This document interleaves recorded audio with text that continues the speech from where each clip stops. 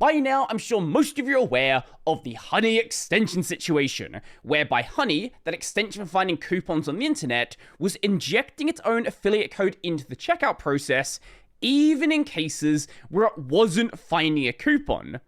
This means it was stealing money directly from the YouTubers who were advertising it, because any user who installed Honey would then have any of the affiliate codes changed from the YouTubers to Honey's. Any future affiliate deals would be completely ruined. If you'd like some more details, be sure to go check out Megalag's original video, along with any of the follow-ups that other people have made. I made a video over on the React channel. Go check all that stuff out. Now, why are we talking about that?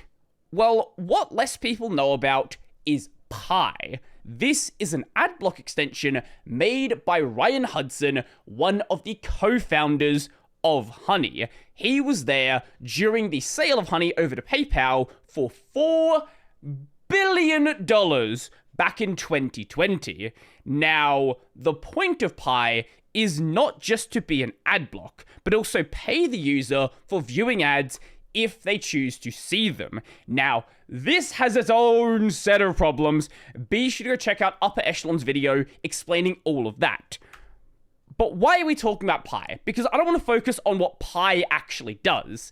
Well, when Adblock comes up, almost every single time, uBlock Origin is going to be involved in some way or another.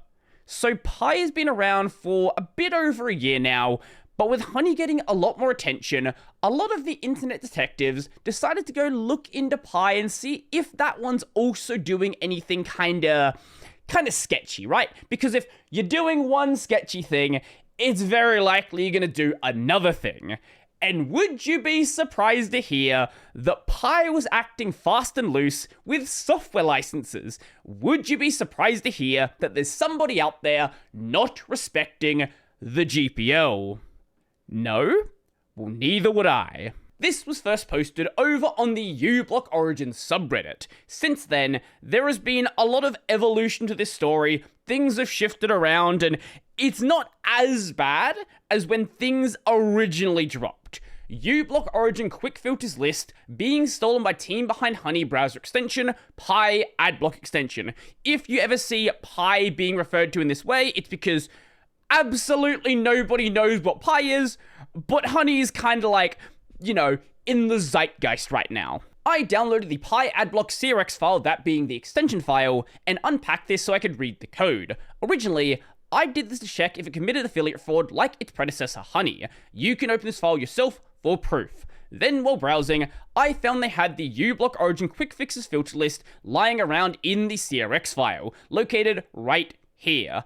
Whether or not this filter list is used is besides the point. uBlock Origin quick fixes filter list falls under the uAssets project, which is GPL licensed. But then I found even more. In various files of the source code, there are uBlock Origin scriptlets copy-pasted. For example, this right here. The uBlock Origin trusted replace XHR response scriptlet is copy-pasted. You can tell from comparing string literals between the two and noticing how similar the code is around said string literal. This was also mentioned by a member of the uBlock Origin team.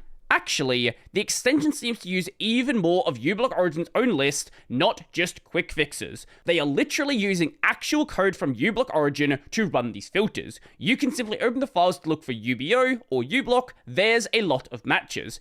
Even if we disregard using our filter lists while not being a GPL software, using a GPL license code while breaking the license is a huge overreach. As everyone knows, or at least you should know if you're dealing with open source and free software, the GPL license is a copyleft license, which means that you cannot have GPL license code, assets, content, etc. in your project unless it is also published under the GPL license or a GPL compatible license. The GPL license also requires that all projects published under the GPL license are forced to be open source.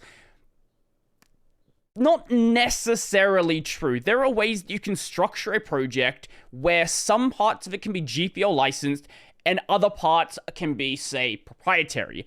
If you have a client-server model, you can have a GPL server and then a proprietary client. but a lot of cases people try to do things and then just end up, mixing and matching code, and that's where it becomes a real problem. A great example of splitting things well is something like Bitwarden. This is an open core project. I'm not a big fan of the model, but from what I can see, they're doing things basically by the books. Now, over on the Chrome extension store, it still retains a very high review score. However, there are people who have tried to review bomb it. It just hasn't gone exactly well. So if you search uBlock, a lot of these reviews here are specifically about that. A lot of the other ones are based on things like the upper echelon video, where it's saying, hey, this is made by the same people that made Honey. It's also kind of sketchy in the way it's doing things, but it hasn't gone exactly well in terms of lowering that score. Now, these assets being present were obviously a problem.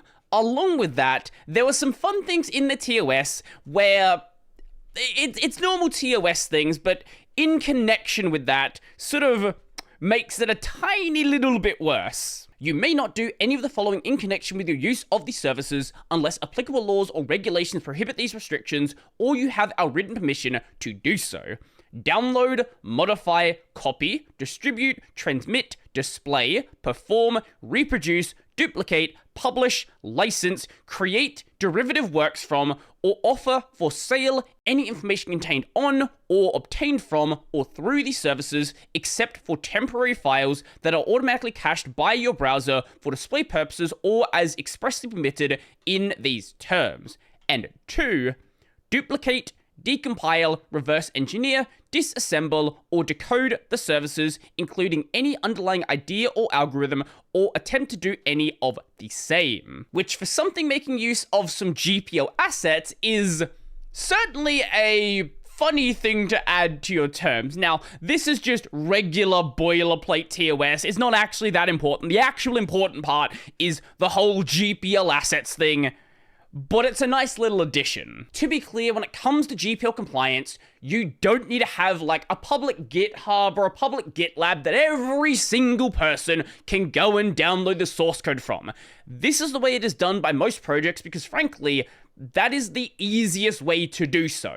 Just throw it up on GitHub, which you are probably using for development anyway, and just let people get it. And this is more like the spirit of the GPL, if not the specific wording. When it comes to the actual wording of what you need to do, firstly, it only needs to be offered to users of the software. So if you've never used Pi, they don't need to give you the source code.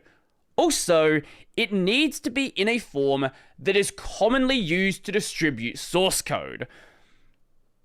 This does not necessarily mean it has to be available online. So there have been some companies that have gotten away with doing things like, hey, you send us an email and maybe even like an actual letter, and then we will mail you back CDs with the source code or a thumb drive.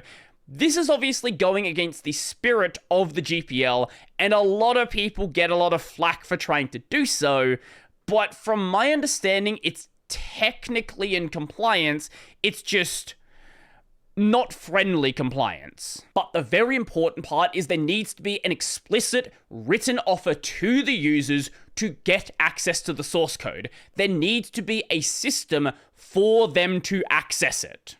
That is what didn't exist at the time. At the time, they were using these GPL assets and were just like, nope, no one knows we exist yet. Let's just do our thing. If this was just a Reddit post, I can imagine the dev would probably go ahead and ignore this. Yeah, it has 1,000 upvotes, but it's a Reddit post. Who really cares? This then proceeded to get coverage from various outlets, like the Register. And now things have changed a little bit. Honey, co-founders Pi Adblock called out for copying GPL uBlock origin files. So the Register decided to go and reach out to Ryan Hudson and got this quote here. As part of our regular development process, we are conducting a review of our software licenses. At this point in that process, we believe that our use of open source licensed software is fully consistent with what is permitted under the terms of the license. I love the marketing speak. This is incredible.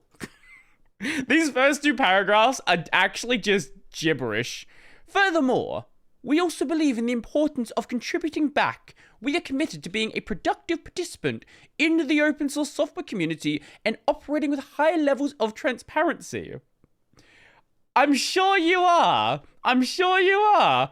As such, we are taking steps to make and moving forward will continue to make code useful for Adblocker tools available via open source. So, we are taking steps to make it so, but we also believe in the importance of contributing back. So what you're saying is we are starting to do so now, but we didn't before. That's what that's actually saying. We believe in open source, transparency, giving things back to upstream so much that we don't do it until people get angry, realizing that we weren't doing it and weren't providing any of the GPL assets that we were using in our project. This code relates to Pi's Adblock rules and a scriptlet reader that's capable of reading such rules and is now available here. The scope of any further contributions will be determined on an ongoing basis as we continue to conduct our review. I know people have a lot of questions about Pi right now, and we are working to address them publicly with transparent communication about what we do and don't do, and why I started this company in the first place. $4 billion wasn't enough. That's why.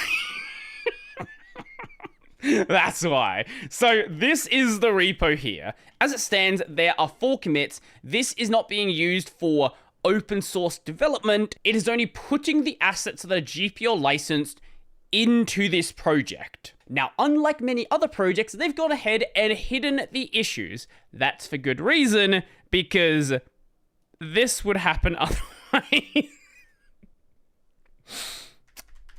Thieves and fraud. Sadly, this is not archived. I should have gone and archived it myself. I didn't think they would actually go and remove them. Most of the time, developers just leave them up. Also, keep in mind, this is literally just the GPL part and not the extension itself. So, you know, that's fun. There are also claims of other code being included in the extension that is not included in this repo. So I'm sure this is not going to be the last that we hear about Pi. Now, the Register also reached out to Mr. Raymond Gorhill, the creator of uBlock Origin, who basically doesn't care, not because Pi is doing something that's fine, but because there are so many other extensions that are doing this and worse. I noticed this weeks ago, but I shrugged it off. Many other content blocker extensions in the Chrome store are doing the same or worse, using the whole code base. It has always been like this. The TLDR of that is basically, I've got more important things to worry about than somebody using parts of uBlock Origin. All of these extensions are using the entirety, and yeah. We're off to a great start for 2025. I'm sure things are only going to get dumber and dumber and dumber from here. So if you like the video, gotta like the video. And if you really like the video and you want to become one of these amazing people over here, check out the Patreon, subscribe to LiberaPay, linked in the description down below. That's gonna be it for me, and Pi.